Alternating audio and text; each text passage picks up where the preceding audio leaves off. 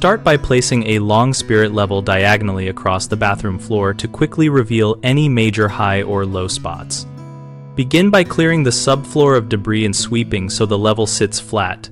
Use a level that is at least 4 feet long for small bathrooms and 6 to 8 feet for larger rooms so you can span across truer planes.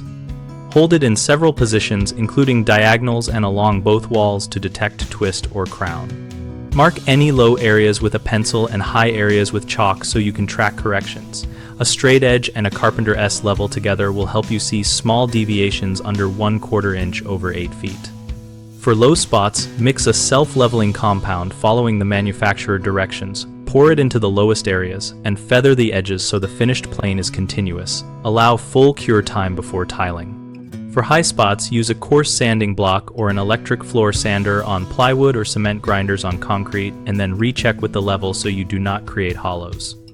As you lay each tile, check the level across each row and diagonally after every few tiles, because localized blisters or thin-set lumps can recreate unevenness even after the subfloor looks flat.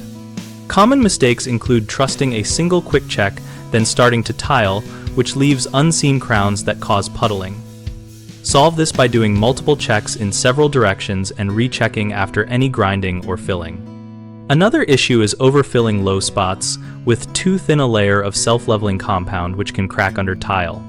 Instead, follow thickness limits on the product and build up in layers when necessary, allowing full cure between pours.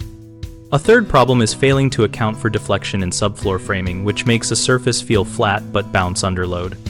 Reinforce joists or install an appropriate underlayment such as cement backerboard or an uncoupling membrane to isolate tile from movement before you begin. BigHomeProjects.com connects homeowners with local contractors and offers a discussion community where we share tips and experiences about projects like tile leveling and subfloor prep. We help contractors find work by posting project requests and letting them engage with homeowners and our active community.